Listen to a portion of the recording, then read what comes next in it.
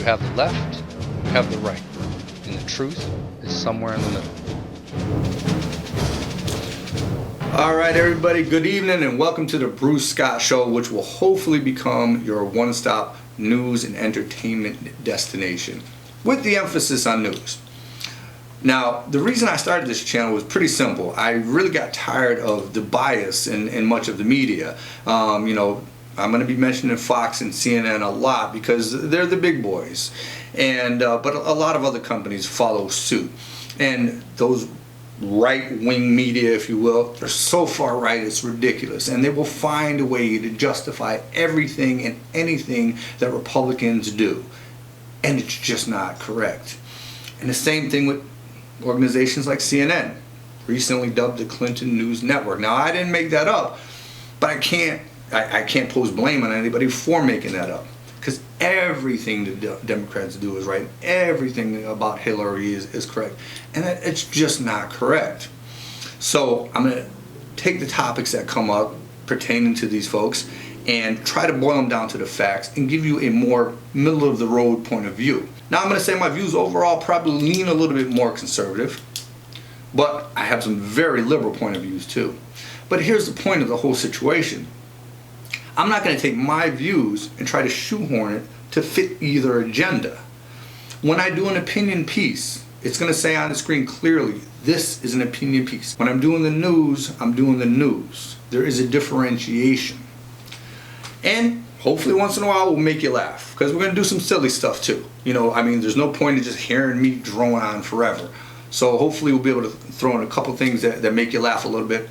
We're going to do some satire on the news and sports and all of the foolishness that kind of happens in the world today. So here we are. It's the Bruce Scott Show. Sit back. It's going to be different, I promise you that. And here's the lead story. Is CNN breaking news. Spectrum now partisan and nonpartisan alike from CNN. Imagine, let's talk in the wake of around 2013. The breaking news tonight, 2 new polls showing Hillary Clinton currently holding a sizable lead. So who are we talking about here? Not the images in the background. Those are irrelevant as far as this piece goes. The real terrorists that I'm talking about are the news organizations, and they all do it. CNN, Fox, the local news networks, every 5 minutes about every darn thing that happens in the universe, it's breaking news, breaking news. Everything is not breaking news. It's ridiculous. It completely takes away the validity of the concept of breaking news. I remember sometime before 9/11, when a news flash would come on, the red bar would come on, and it would say breaking news. And your heart stops for a second and you pause. What is this? This is what's going on. And it was relevant, pertinent, it was truly breaking news. So I'm taking this opportunity to call out all of these media outlets, both local, cable, national, it doesn't matter. The big ones, the little ones, they all do it. And they do it in such a way as to strike fear. They are truly American terrorists. Now, we know that there's a very real threat from organizations such as Al-Qaeda and ISIS. I'm not in any way trying to minimize those situations. Those organizations need to be dealt with and dealt with severely. But for our own people to terrorize us on a nightly basis, bringing fear into our house, for what purpose? That is the question. What is the purpose? Why do they do this? And I think the answer is simple, and I think most of us know what it is. It's money. It's about the advertising dollar. If they can scare you into watching their newscast, they can keep you glued to their particular channel, then guess what? They can sell their advertising dollar for a better rate. This is despicable. This is not journalism. Somebody like Walter Cronkite will be throwing up all over his TV set if he was watching this kind of stuff. Basically what it amounts to is now we have a bunch of pseudo-journalism. Guys like Don Lemon, Anderson Cooper, all of these talking heads. You guys should just give back your parents their tuition money and give back your journalism degrees, because you're an embarrassment. And these organizations that perpetuate this breaking news concept about every little thing are an embarrassment. I live in Connecticut, and there was came on the red bar, and it's breaking news, same thing as always. And you know what it said? It said, breaking news, homicide in Bridgeport, Connecticut. Well, I don't know if you know anything about Bridgeport, Connecticut, but it's one of the murder capitals of the world. How is this breaking news? I don't understand it. They did it in the San Bernardino incident. They did it in the incident in Florida. Now, of course, when those things happened, it was pertinent, it was breaking news. But then every 15 minutes, for weeks afterwards, every little detail they found out about, that was also deemed breaking news.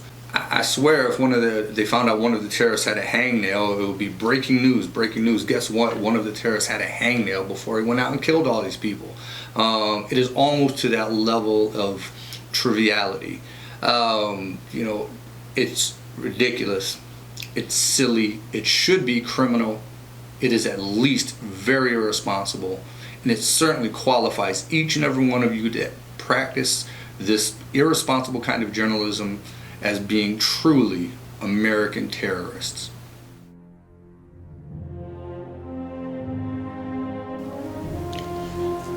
In this next piece, we're going to talk a little bit about the recent shootings that have happened across the United States. We're going to focus quite a bit more on the retaliatory shootings of these police officers after the deaths of Alton Sterling and Philando Castillo. I don't think we need to focus on those very much because it's pretty obvious what happened there. Those men were murdered. Unless some amazing footage or information comes out to prove otherwise, it looks pretty clear what happened there. Those men were murdered. So I want to talk about the retaliatory shootings, killing many police officers. Here's my take on the police shooting. I'm sorry, and I don't want to seem like this channel was brought about or developed just to bash the media, because that's not going to be a recurring theme. The media is not responsible for every evil that happens in our world. That's just not realistic. And in regards to these shootings, I'm sorry, but I personally lay a lot of the blood of these police officers directly at the hands of the media. I think it should be obvious as to how the media are involved or even at fault for these retaliatory shootings on the police officers. Showing such graphic images on TV, showing these men dying right in front of us, it has to impact your psyche. If it doesn't, then you're simply not human. I watched these, we all watched these. We watched the life slowly ebb out of Philando Castillo. We watched that man slowly die in front of us. And we watched Alton Sterling being slain right in front of us. We watched these guys take their last breaths. What kind of an impact do you think that's going to have on people?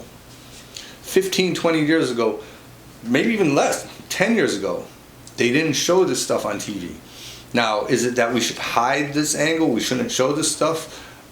No, it's not that we want to bury the story, but the graphic images, human beings are just not meant to absorb these kind of images. People come home from the war with something called PTSD. And what is one of the main reasons they develop PTSD is they see their comrades die, or even the fact that they've killed a bad guy and they've blown some bad guy to bits, as they should, that's their job, but they come back home and they can't get over it. These images are stuck in their head forever.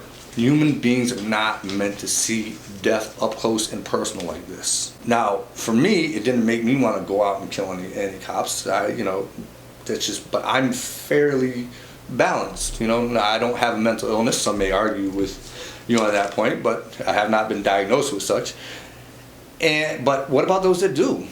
What about somebody who's already maybe suffering from PTSD, or someone who is full-blown mentally ill, or somebody who's just a boiling cauldron of hate already, and you put these images on TV?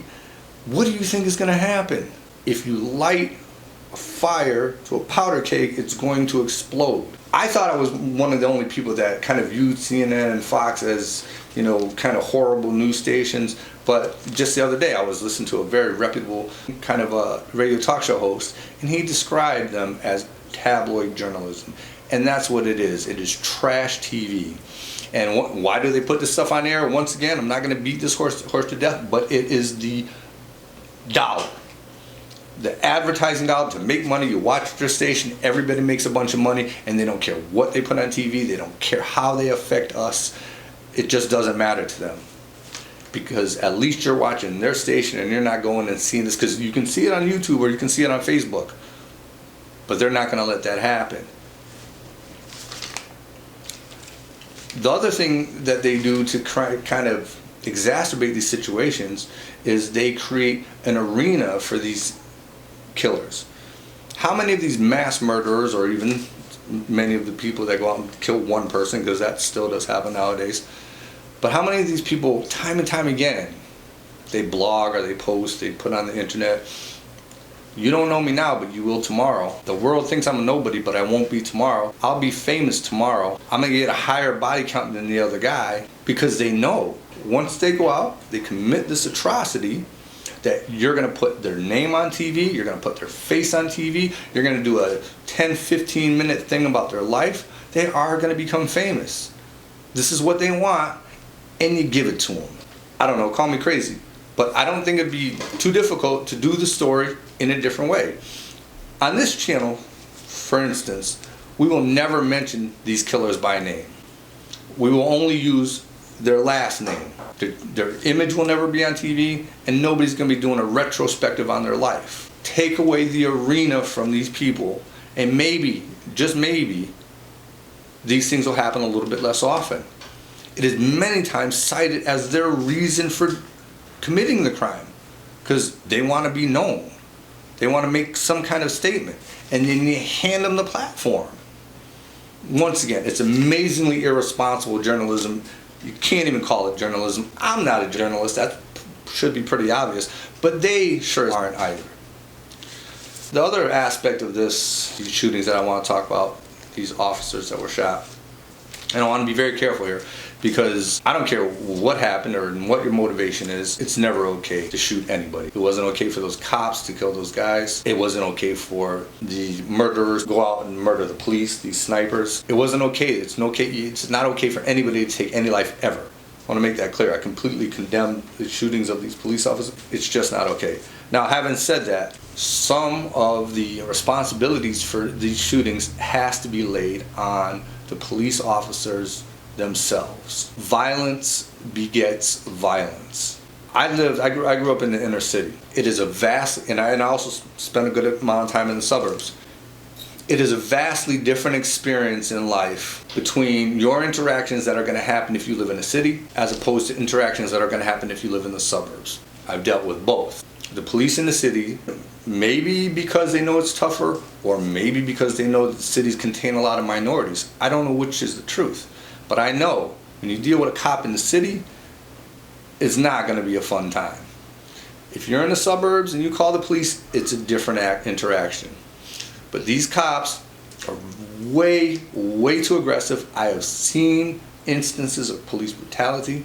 I've been the victim of police brutality. That's not why I'm making this video. I harbor nothing against the police. I think they perform an amazing function in our society, and we'd be lost without them. But the reality is they are far too often, far too aggressive, and obviously, as we see, they'll sometimes take it to a level where they actually kill people.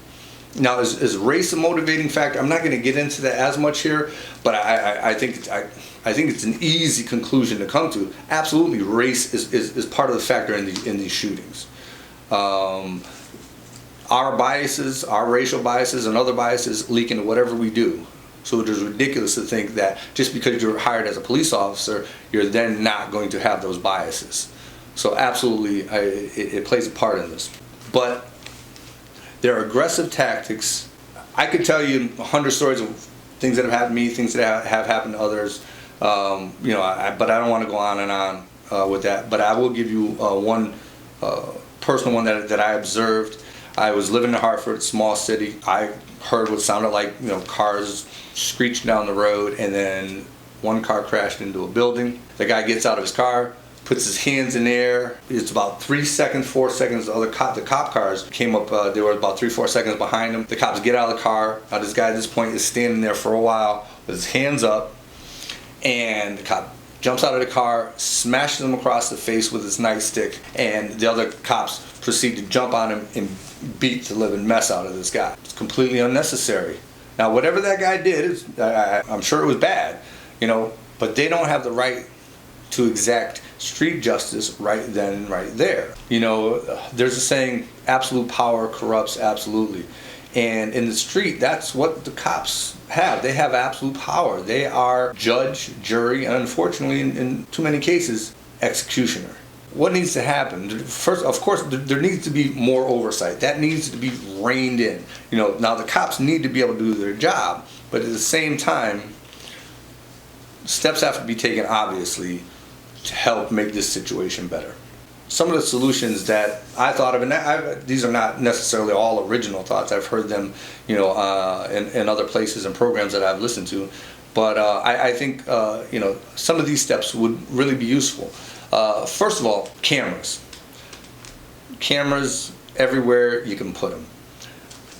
Because the guys that shot Alton Sterling, their body cameras conveniently fell off as they were killing the guy. So they need body cameras. They need a camera mounted on their guns, which I've seen it done before. The technology is there. Cameras mounted on the gun, and a camera mounted on top of the police cruiser that can track the police officer. This way, A, it protects the police officer, and B, it protects us. Because some of these guys are just, I don't want to quite call them psychos, but some of these cops are borderline. Another measure that could be taken, I believe that we should have federal prosecution of, well, let me restart that because my buddy popped in his shot and threw me off a little bit. Another step that could be taken is anytime there is a fatality that was brought about by the actions of a police officer, there should be a federal prosecutor that reviews it, and with that federal prosecutor or prosecutors, there should be a civilian board reviewing the situation with them. Anytime a citizen's life is taken by a cop, it goes to this committee, and here's the key. You have to prosecute some of these guys. Currently, the number that I read was 1% of these police officers are prosecuted. You cannot tell me that only 1% of the time these guys are making a mistake when they kill somebody. The third thing is the police departments need to look like the communities that they police. And you may have heard this before.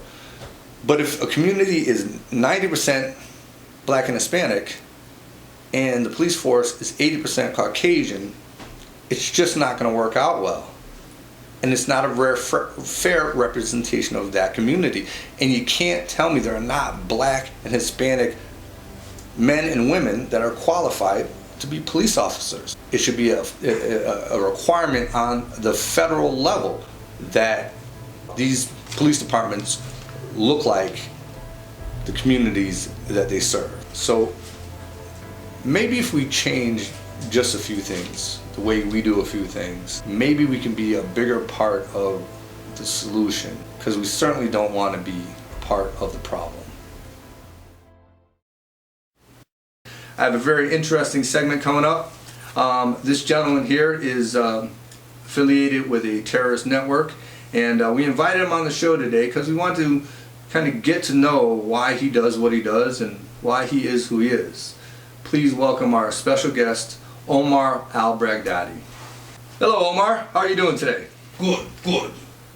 All right, nice to have you. Now, we just want to ask you a couple questions, kind of get to know you a little bit. Now, can you tell us a little bit about some of the operations that you've been involved in? I have been involved in many secret operations, but I cannot, of course, give you the details. All right, then, we'll move on.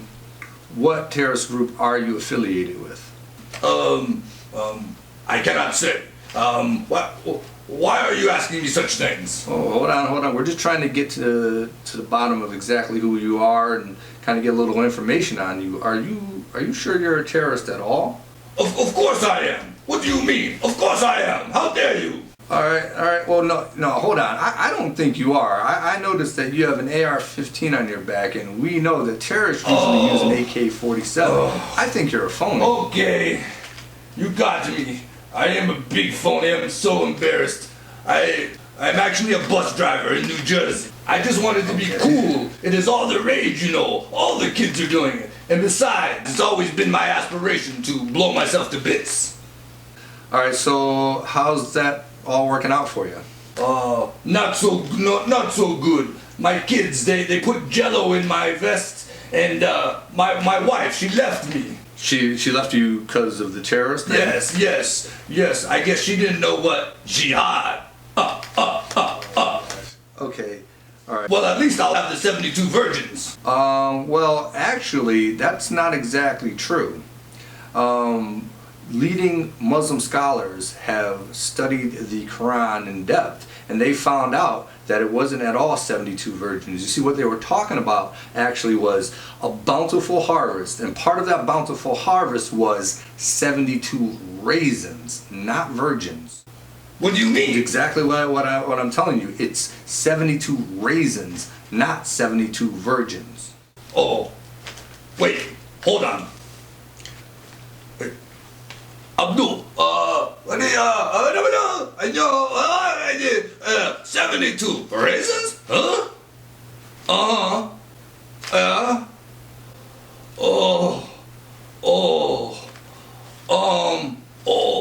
Okay, hold on. What is that?